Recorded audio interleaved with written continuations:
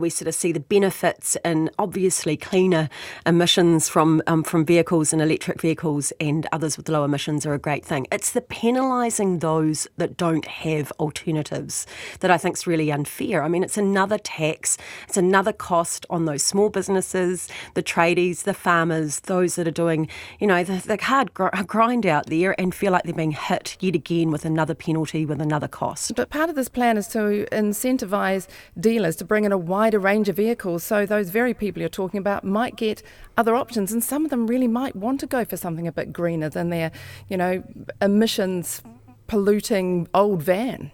Yeah, and I've got no doubt that as obviously technology's changing, we're seeing a improved battery life. We're seeing us able to get ones that can tow things and things like that need to come in, and I think they will. But should we penalise those that don't have those alternatives at the moment? And it just feels like it's yet another one of just tax and put more cost on those that are really doing it a bit hard at the moment because of how poorly the economy is sort of dropping anyway. There are some people who are doing it quite hard because of the impact of climate change, and don't we need to be doing something a bit more urgent than softly?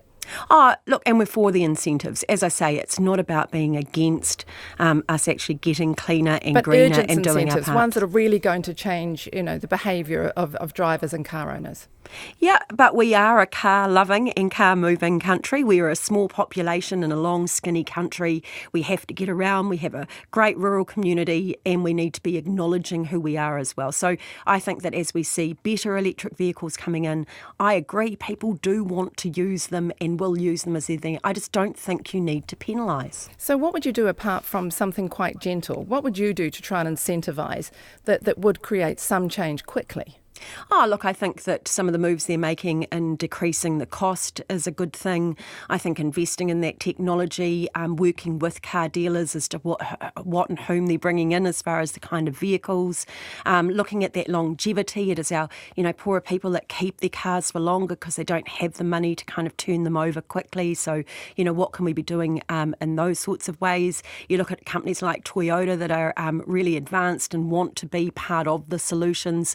So I think there's many of them there, many ways that we can get better charging stations throughout the country and invest in that kind of infrastructure that will make a difference.